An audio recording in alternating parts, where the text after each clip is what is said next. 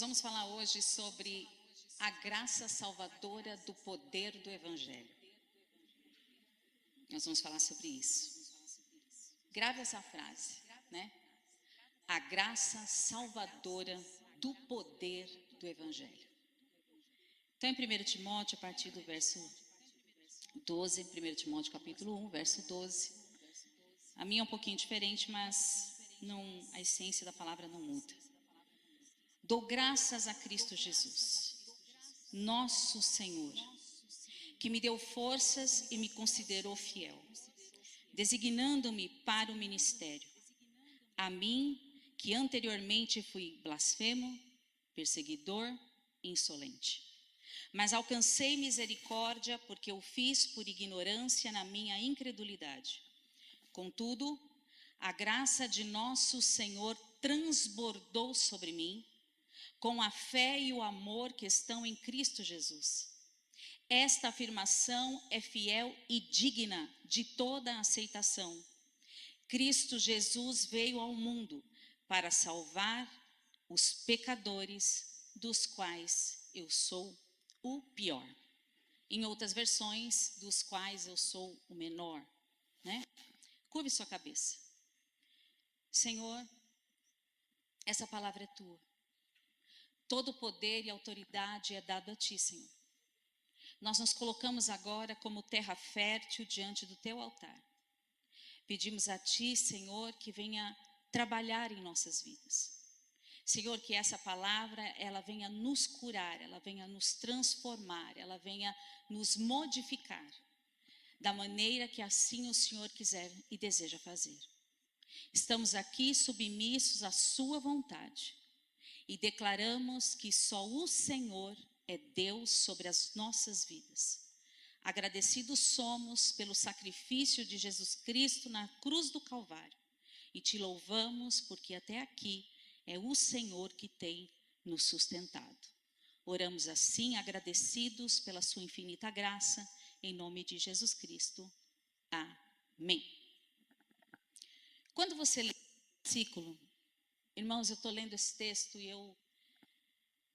eu ainda estou muito impactada por aquilo que eu senti e como o Senhor me levou a sentir esse texto. Eu estou te antecipando isso porque se eu não conseguir em alguns momentos falar, eu peço que você me ajude. Porque esse texto ainda está mexendo com a minha estrutura. E eu peço ao Senhor que mexa com a sua estrutura como mexeu com a minha. Porque a palavra de Deus, ela está viva. A palavra de Deus está viva. E ela consegue dizer que está viva quando ela transforma a mim e quando ela te transforma. Quando há a transformação e o testemunho de uma pessoa que entende o poder do Evangelho, você é transformado de tal forma que você não consegue mais ver sua própria face, porque você ganha uma nova identidade. E você ganha a identidade do céu.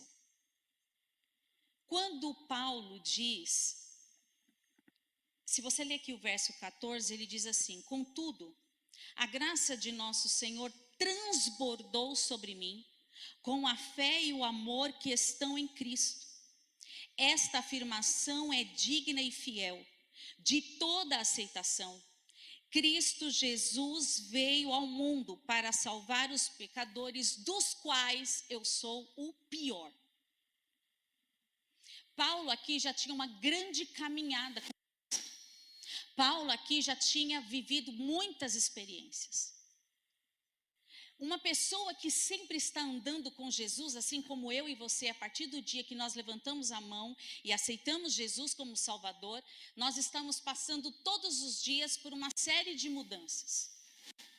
Só que mesmo Paulo tendo as experiências e a profundeza das experiências que teve, Paulo em nenhum momento deixou de olhar para si mesmo e dizer: eu sou um pecador. Eu sou um pecador. O que eu desejo nessa noite é que você saia daqui entendendo que você é um pecador e que eu e você precisamos do sangue da cruz do Calvário. Nós precisamos e nós necessitamos de Jesus o ressurreto. Nós precisamos do sangue poderoso de Jesus Cristo, o tempo todo, lavando a minha e a sua vestidura. Então hoje parece que quando nós falamos sobre pecado, parece que nós estamos ofendendo as pessoas. Quando a gente confronta as pessoas com a palavra, elas se sentem ofendidas, se sentem confrontadas. Por que nós nos sentimos assim, se nós devíamos entender que a função dessa palavra é nos salvar, que a função dessa palavra é nos libertar, que a função deste evangelho é nos curar. Por que nós fugimos desta palavra? Por que nós ignoramos essas letras? Por que nós abandonamos esse evangelho? Por que nós largamos ele para trás? Quando a função dele é libertar-nos de uma grande prisão, e mais que isso, é de nos salvarmos e nos livrarmos de uma condenação eterna. Por que não assumimos e entendemos que a nossa natureza é pecaminosa e que nós precisamos da remissão dos nossos pecados?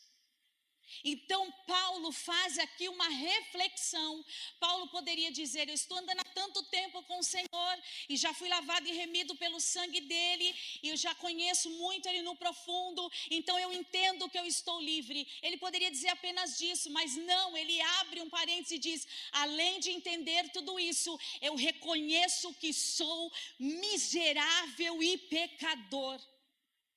Isaías, quando é visitado por Deus, ele fala: Deus, como eu vou falar do teu evangelho se sou uma pessoa de impuros lábios? Como é que eu vou falar se os meus lábios são pecaminosos? Então eu e você precisamos sair daqui nessa noite com a consciência de que somos pecadores e precisamos da misericórdia infinita de Cristo Jesus, o Salvador. E parece que as pessoas estão tão ofendidas com isso, quando a gente está tentando mexer, quando a gente está tentando fazer com que ela entenda que ela precisa de cura.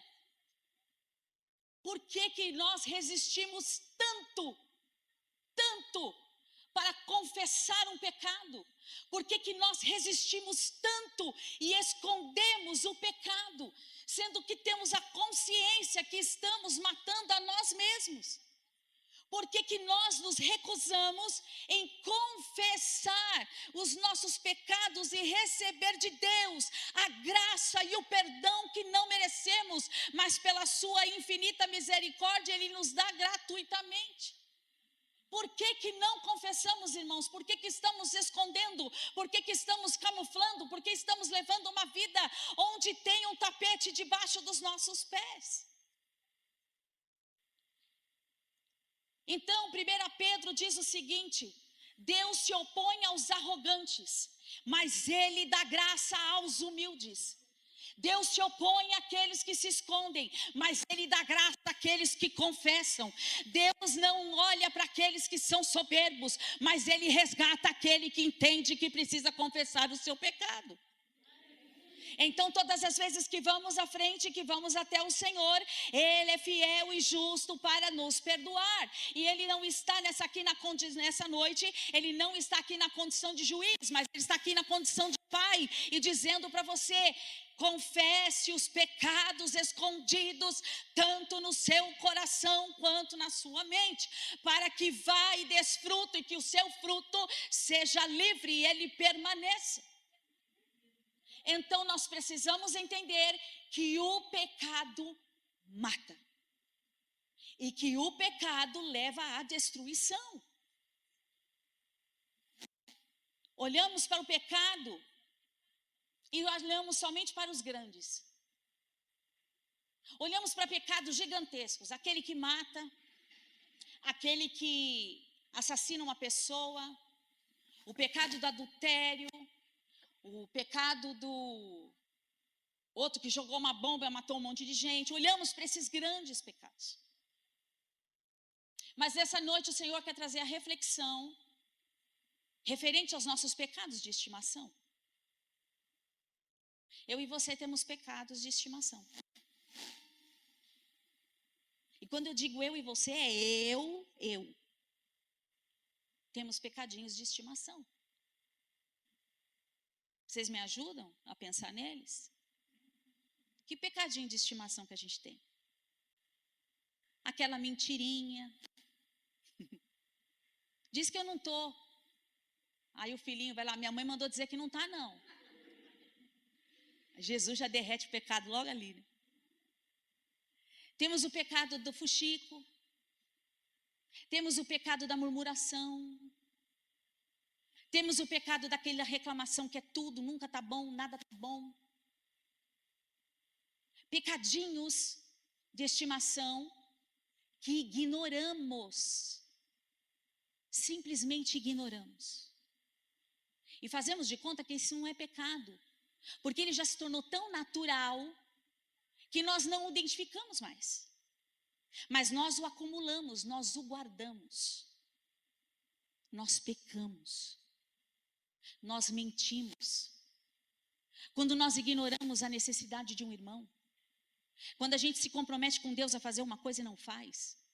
Quando largamos o nosso ministério pela metade. Quando abandonamos o Senhor Jesus no meio do caminho. Nós estamos pecando. Mas se tornou natural fazer, porque não nos incomoda mais. E quando não nos incomoda, nós colocamos ele do nosso lado e nós carregamos numa bolsinha chique e nem percebemos que ele está ali. E o Senhor Jesus quer nos libertar exatamente disso. Desses pequenos, essas pequenas pedrinhas, essas pequenas raposinhas que entram e destroem a nossa vinha, que entram e destroem os nossos pensamentos, que entram e roubam a minha fé e a sua fé, que entram e roubam a minha fidelidade e a sua fidelidade. Pecados que não nos assustam mais, pecados que não nos incomodam. Irmão, nós tínhamos que estar sofrendo por causa do nosso pecado. O pecado devia nos incomodar. O pecado devia nos fazer pensar. O pecado devia dizer para nós: olha, eu estou te afastando do caminho da santidade. Mas nós não estamos percebendo mais isso. Nós não estamos olhando mais para isso. Por quê? Porque já está tão estimação na nossa mão, que nós estamos caminhando e carregando e levando, como se eles não nos afastassem de uma vida de santidade. Quando eu lia o texto, eu comecei a pensar e o Senhor falou para mim: um novo estágio está chegando. É por causa do evento que foi preparado. Só que para nós subirmos e alcançarmos um degrau maior, como assim o pastor almeja, nós precisamos estar limpos.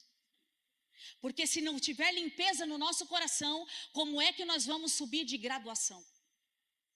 Como é que vai aumentar a divisa? Como é que vai ser dado novas patentes? Se nós não entendemos que o pecado pode estar tendo poder sobre as nossas decisões, onde nós procrastinamos as desculpas que damos, vamos dando desculpas e dizendo: hoje não dá, amanhã eu faço, hoje eu não vou parar com esse pecado porque eu não consigo, amanhã eu faço jejum, vou ver se dá. E aí você vai procrastinando. Deixa eu falar uma coisa para você: sabe o que você está fazendo? Ignorando o pecado, está fazendo de conta que não existe, está fechando. E você está deixando de levar uma vida de santidade, porque essas pequenas pedrinhas estão atrapalhando você.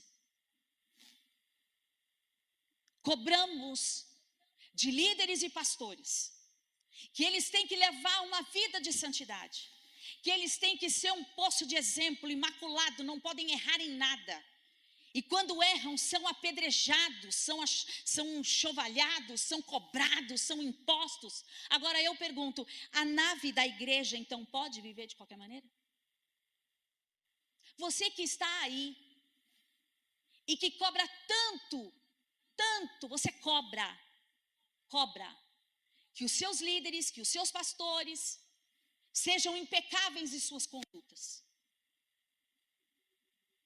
Mas quando você faz essa cobrança, você tem condição de fazê-la? Você tem condição de fazer essa cobrança da postura de santidade de alguém? Porque para você fazer essa cobrança, você precisa estar exatamente do jeito que você está cobrando. Você precisa estar liberto e limpo para que você possa cobrar limpeza de alguém. Eu sei que a palavra que eu estou trazendo, ela não é fácil. Mas é uma verdade do evangelho que tira carrapicho, que tira sujeira e que limpa. E eu quero essa limpeza na minha vida. Porque eu preciso dela. Porque se eu não sou curado, eu não consigo curar. Se eu não sou limpo, eu não consigo limpar. Se eu não entendo e não experimento, eu não consigo transferir o que eu estou vivendo. Vocês estão aí? Tudo bem? Achamos que o evangelho hoje é somente para os outros. Parece que o evangelho hoje, depois que nós aceitamos, estamos aqui depois de um tempo, parece que o evangelho é só para os de fora. Não, vamos para fora, vamos pregar o evangelho, vamos falar de Jesus. Mas nós não pregamos mais para nós mesmos. Nós paramos de ler o evangelho. Nós paramos de ler a palavra. Nós paramos de jejuar e orar e nos alimentar como deveríamos. Porque nós achamos que não precisa mais. Não, eu já aceitei Jesus, está tudo bem. Não, não está tudo bem não. Você precisa, além de aceitar Jesus, você precisa ser transformado por Ele. E para ser transformado por Ele, a única maneira que você consegue ser transformado pelo Evangelho é lendo o Evangelho. A única maneira que você consegue viver uma vida pura, uma vida de santidade, é você se sujeitando à palavra de Deus, às verdades que este livro te traz, e o Cristo ressurreto que te ensinou e te disse: se não for por mim, de maneira nenhuma você não consegue chegar ao céu. Então é pelo sangue de Jesus, que te purifica de todo o pecado, que você consegue alcançar uma vida com Deus.